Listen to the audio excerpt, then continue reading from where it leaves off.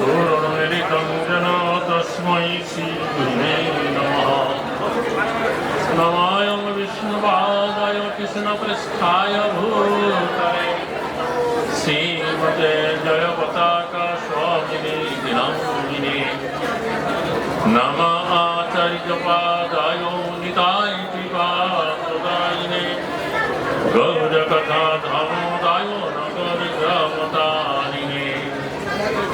नमायं विष्णुपादाय कृष्णपृष्ठाय भूतले श्रीमते भक्तिवेदान्त स्वामिने नमामि।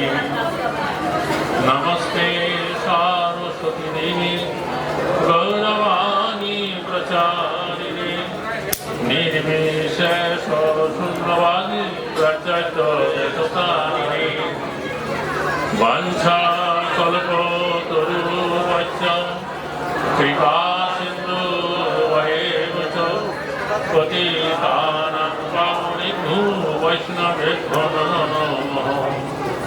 नमो महावदन्याय कृष्णप्रेमप्रदायते कृष्णाय कृष्ण चैतन्यनाम्ने गौरकिसे नमः।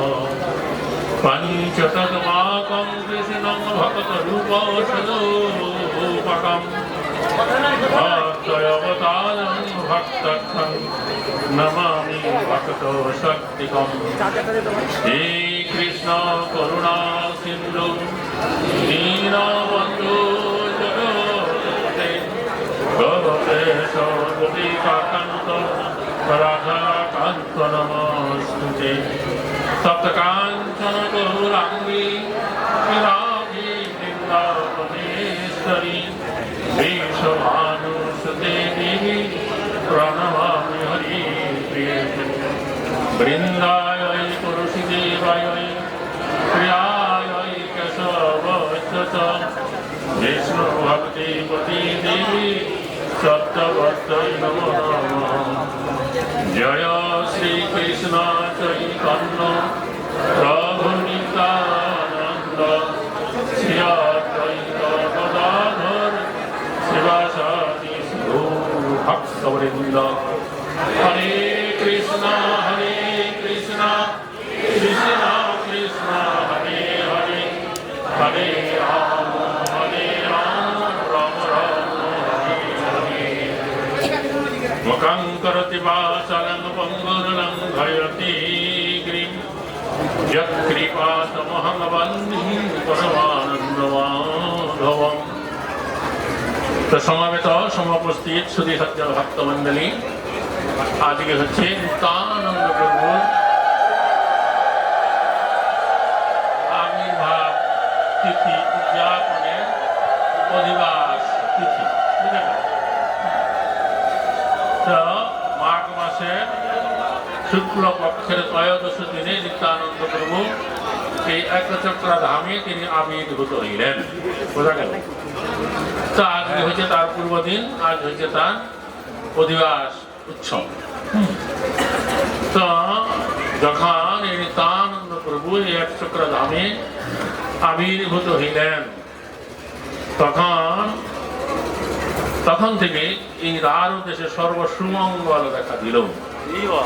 কৃষকেরা সময় মতো জল পেলেন, ফসল উৎপন্ন হলো, দেশের লোকের দারিদ্রতা দূর হইল, সর্বদেশে হইল সুমঙ্গল। তেমনি ভগবান যখন এই জগতে আবির্ভূত হন তখন সমস্ত প্রকার সুমঙ্গল সেখানে দেখা দেয়।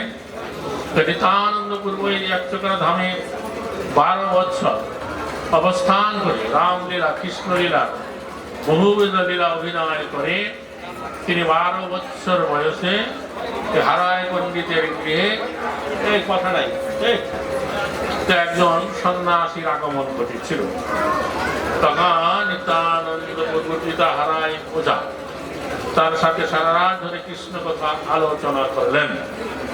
পরের দিন সকালবেলা যখন সন্ন্যাসী গৃহ ত্যাগ করে চলে যাবেন তখন এই হারাই পণ্ডিতের কাছে এসে সন্ন্যাসী বললেন, তা আপনার কাছে আমার একটা আবেদন আছে, আমার একটা জিনিস চাওয়ার আছে। তখন নিত্যানন্দ প্রভুর পিতা হারাই পণ্ডিত বলেন, আপনার যা কিছু ইচ্ছা আপনি আমাকে প্রকাশ করতে পারেন, আপনি যা চাইবেন আমি আপনাকে তাই দেব। এরকম কথা বলে ফেললেন। তখন সেই সন্ন্যাসী বলেছিলেন যে আমার ইচ্ছা আছে সমগ্র তীর্থ ভ্রমণ করব, কিন্তু আমার সঙ্গীতে কোনো ব্রাহ্মণ নাই। তা আপনার পুত্রগণের মধ্যে জ্যেষ্ঠ পুত্র নিতাই, তাকে যদি আমার সঙ্গে দেন তাহলে সে আমার সাথে সুখে সর্বতীর্থ পরিভ্রমণ দর্শন করবে। এই কথা শুনে রায় পণ্ডিতের মাথায় যেন একবার আকাশ ভেঙে পড়ল। তিনি চিন্তা করলেন, আমি কথা দিয়েছি আগেই, যা চাইবে তাই আমি তাকে দেব, এখন আমি কি করি? সন্ন্যাসী যেন আমার প্রাণ ভিক্ষা চাইয়ে ফেললো।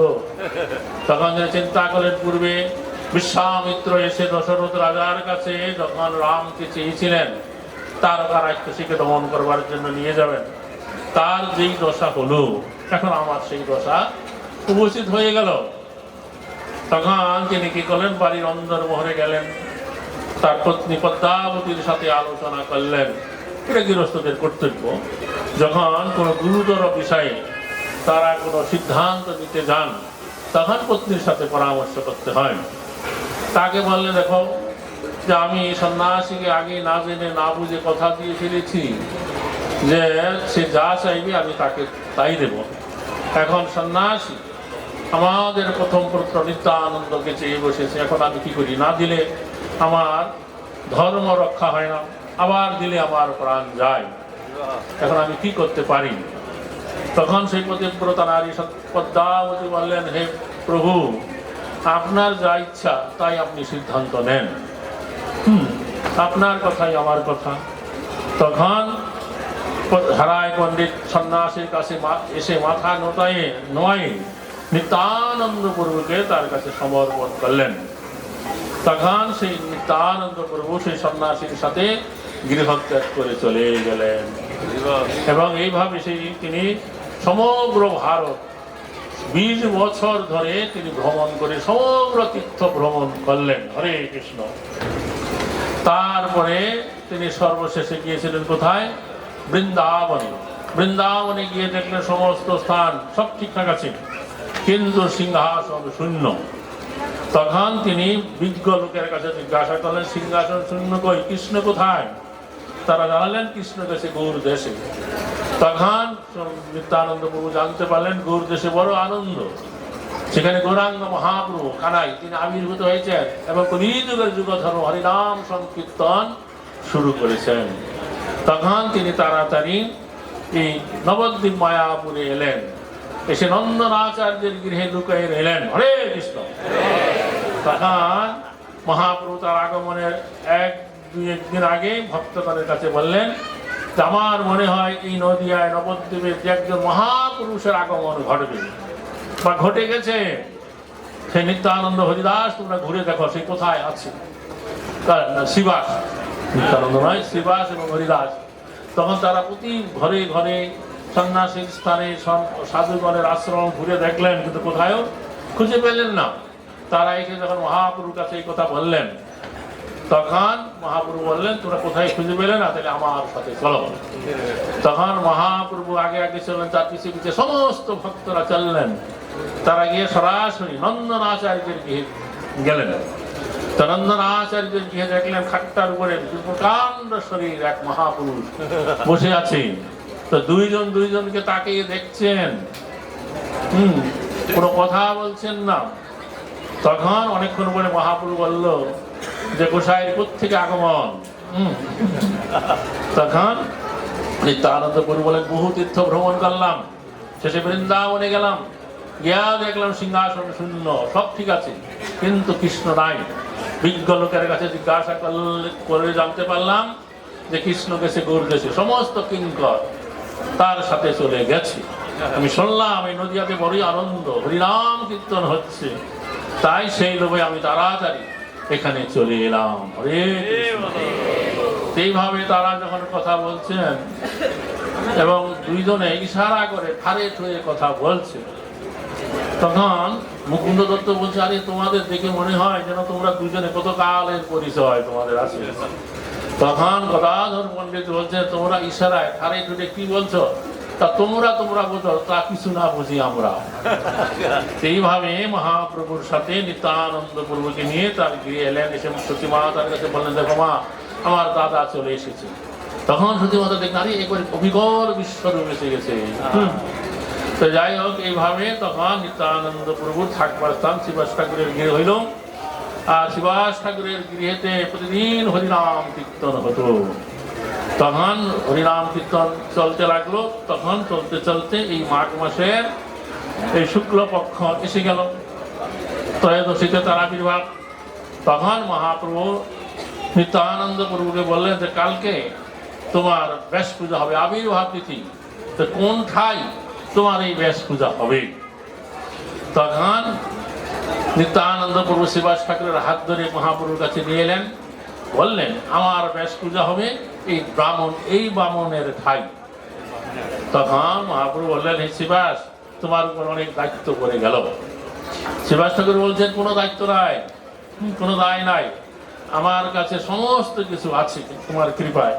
নতুন বস্ত্র, মুগ ডাল, চাল, পান, গুয়া পান, হরতকি সব আছে। শুধু কোনো ব্রাহ্মণের কাছে একটা পদ্ধতিক পুস্তক মেরে আনবো, তা আমার বড় সৌভাগ্য, কালকে আমি ব্যাস পূজা দর্শন করব। তখন ভক্ত মহাপ্রভুর ইঙ্গিতে সমস্ত ভক্তরা হরিনাম কীর্তন করতে লাগলেন, উদ্দণ্ড হরিনাম কীর্তন করলেন। সেই কীর্তনে গৌরাঙ্গ নিত্যানন্দ একত্রে এমন নৃত্য করলেন। এইভাবে অনেক রাত হলো। তখন মহাপ্রভু বললেন যে ঠিক আছে, এখন কীর্তন বিরত রাখো, কালকে ব্যাস পূজা হবে, সবাই আপন আপন গৃহে যাও। সবাই আপন আপন গৃহে চলে গেলেন। নিত্যানন্দ শ্রীবাস ঠাকুরের গৃহে রইলেন। পরের দিন সকালবেলা হইতে না হইতে শ্রীবাস ঠাকুরের ভাই রামাই পণ্ডিত এসে দেখছেন যে নিত্যানন্দ প্রভু আজকে যে দণ্ড কমণ্ডল ছিল তা ভাঙ্গা অবস্থায় আছে। তখন রামাই পণ্ডিত জিজ্ঞাসা করলেন, এই দণ্ড কম্বল ভাঙলো কে, ভাঙ্গা কেন? নিত্যানন্দ প্রভু খলখল করে হাসছেন। তখন তার দাদা শ্রীবাস ঠাকুরের কাছে বললেন। তখন শ্রীবাস ঠাকুর বলেন, তুমি ঠাকুরের কাছে গিয়ে এই কথা বলো, তো মহাপ্রভুর কাছে। তো মহাপ্রভুর কাছে গিয়ে রামাই পণ্ডিত যখন এই কথা বললেন, মহাপ্রভু তখন এলেন। এসে মহাপ্রভু নিজ হস্তে সে ভাঙ্গা দণ্ড কমণ্ডল হাতে তুলে নিলেন এবং নিত্যানন্দ প্রভুকে নিয়ে গঙ্গায় স্নান করতে গেলেন। তখন গঙ্গায় গিয়ে মহাপ্রভু সেই ভাঙ্গা দণ্ড কমণ্ডল রাখলো, স্রোতের টানে তা ভেসে চলিয়া গেল। হরে কৃষ্ণ। তখন নিত্যানন্দ প্রভু স্নান করছেন, মহাপ্রভু অন্যান্য ভক্তরা স্নান করতে লাগলেন। আর নিত্যানন্দ প্রভু কোনো কথা প্রবোধ মনে না, সে সাঁতার দিয়ে গঙ্গার মাঝখানে চলে যাচ্ছে। তীরে থেকে হরিদাস গদাধর হাই হাই করছে, এই গঙ্গাতে মাঝে মাঝে কুমির দেখা যায়। তখন তীরে থেকে মহাপ্রভু ডাকলেন, হে নিত্যানন্দ, নিত্যানন্দ, তুমি তাড়াতাড়ি চলে এসো, আজকে তোমার ব্যাস পূজা হবে। নিত্যানন্দ প্রভু মহাপ্রভু যা বলে সেগুলো অঙ্কুশের মতো তা কথা শোনে। অঙ্কুশ বুঝেন তো, এই যে বিশাল হাতি, হাতিকে মাহুত পরিচালনা করে, তার হাতে একটা অঙ্কুশ থাকে এরকম, ওইটা দিয়ে যখন হাতিরকে চামড়ায় ইঙ্গিত করে হাতি তখন বস পায়। তো সেই রকম মহাপ্রভুর বাক্যকে চৈতন্য ভাগবত অঙ্কুশের সাথে তুলনা করলেন গ্রন্থকার।